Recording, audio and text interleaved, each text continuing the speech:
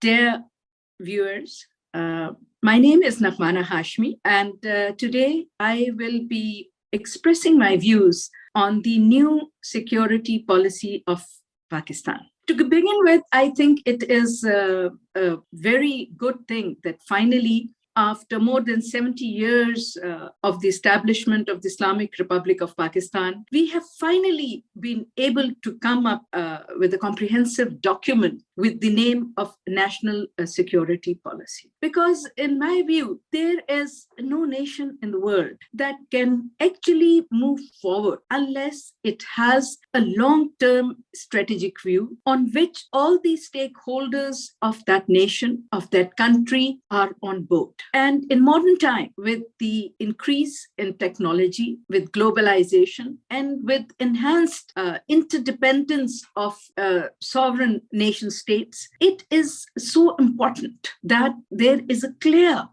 document, or there is a clear vision with the leadership of the country and also with the people of the country to see what is the direction that this nation wants to go in. Where does it want to see itself in the future?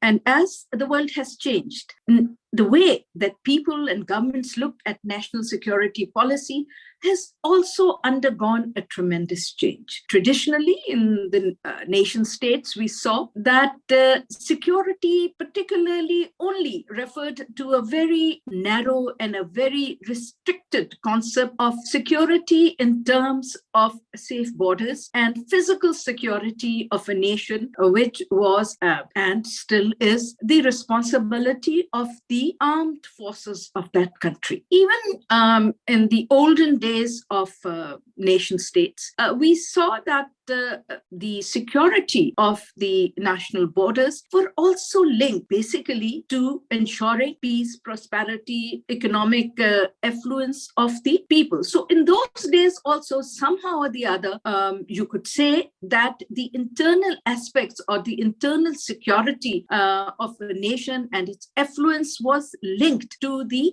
physical security in terms of the military and defense security of the country.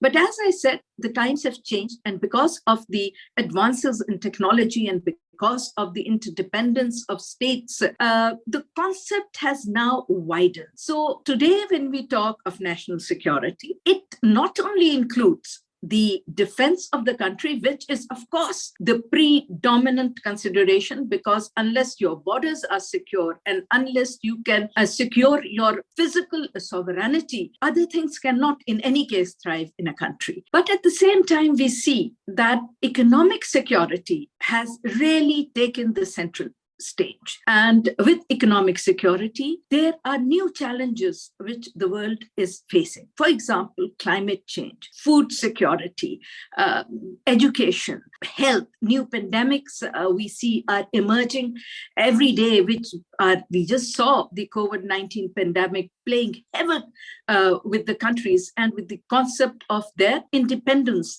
and threatening states from within themselves rather than other nations threatening their security. So nowadays, it has become a very complex and a very complicated and all-encompassing notion, which we call the national security.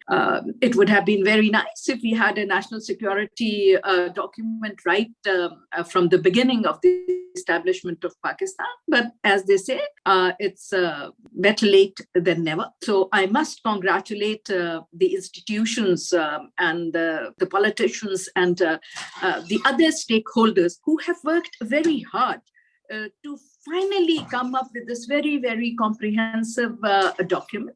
I have not had the, let's say, pleasure or the opportunity of actually looking at the entire document. But what I have seen is extremely encouraging because it is addressing national security in a comprehensive way by making the economy and the stabilization of economy and the growth of economy and the socio-economic development of the people of this country as the core security issue of Pakistan. So I am very encouraged by what I see. I have seen people making all sorts of comments on the national security policy. Yes, in a large country like Pakistan and in a democratic country, every political party and every individual has a right to express themselves. But I feel that that expression of opinion should also be balanced and keeping into considerations the very complicated issues that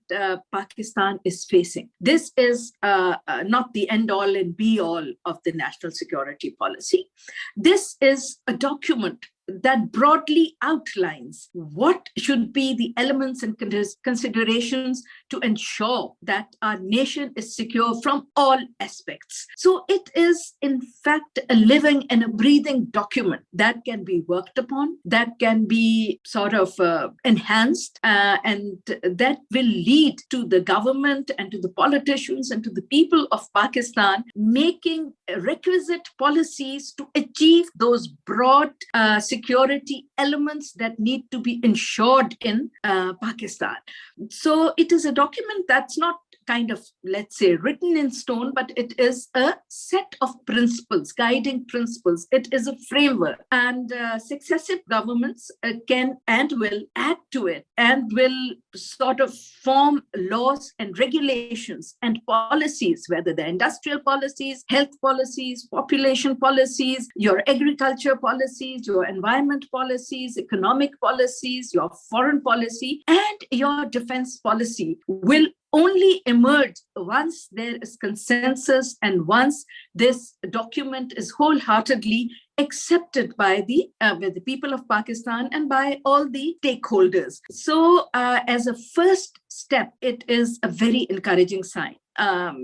Although it was in the works, we could say since 2008, to be correct, and in a more sort of concrete way, work on the national security policy started in 2014 when the National Security Division was actually established. And I remember Ambassador Sadiq was the first secretary of the National Security Division. And they started the process of consulting with various stakeholders.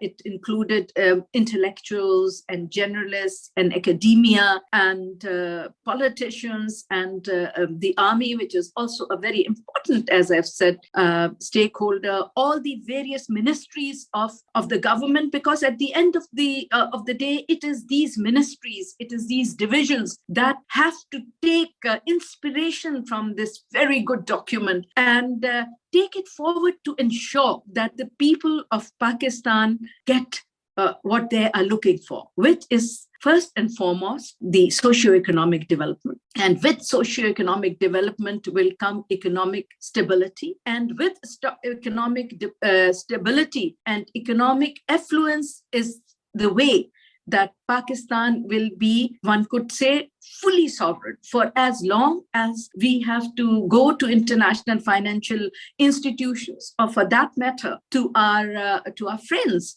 who are more affluent than us, to bail us out on various occasions, somehow or the other, that lack of economic independence impinges on the security of the country. So by putting the economic development and economic independence as at the core of this national security policy, I think we will be able to, with other elements, of course, and with the requisite policies, able to achieve true independence of a country, which can only come if it is economically independent. And when its people are educated, if its people are knowledgeable and are cognizant and understanding of where the new technological world is going.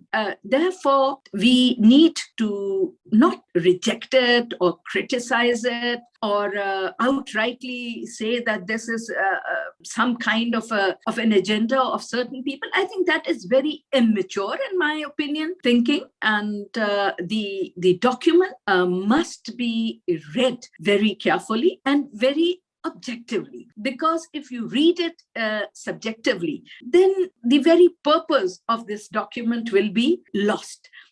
that is why I think it is very essential that once the cabinet has already approved the document, that it be debated in the parliament, both in the lower house and in the Senate, so that we can ensure that all the stakeholders are on board and every political party owns the document, because the vision must have the support of everybody in the country. We are a democratic country. Tomorrow there might be elections.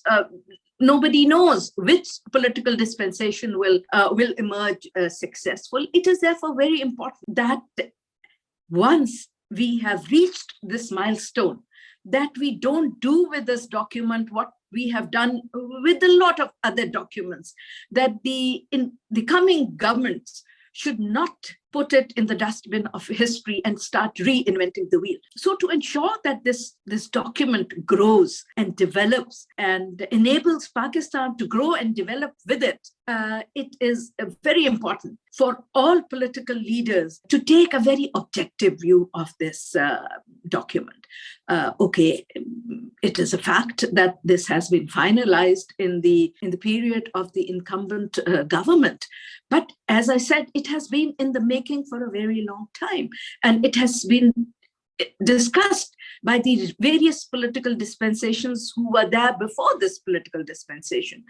So it would be unfair on their part to come out and say that they're not consulted or that everybody's views are not included in this document. And as it has been repeatedly said, and Mr. Mueed Yusuf also, while explaining the contours of the national security policy in the briefing with the Prime Minister and the meeting of the National Security Council, explained and repeatedly said that this is a basic framework. This is a set of guidelines for the various government agencies and for the politicians and journalists and academia to sort of work toward. And it is not itself an end, but it is a gateway to achieving all kinds of securities that we are aspiring for, and which are a must for an independent state to thrive and to exist in this world. So once again, I would urge all my viewers to study it, to not outrightly reject it just because it has been done by,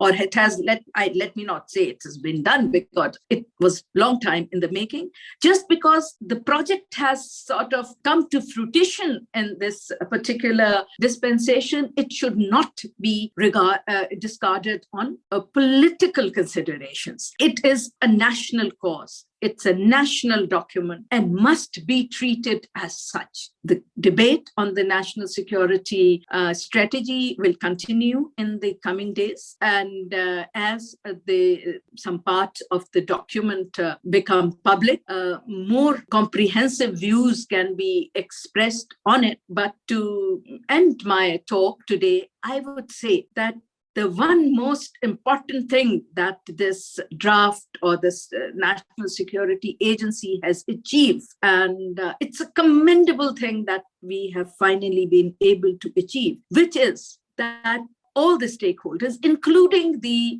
defense forces of Pakistan, are today on the same page as the civilian dispensation and the politicians regarding the future direction of this country. And I think that is a very, very big breakthrough, because if you look at our history carefully, you would realize that we do not even have a national defense strategy as such.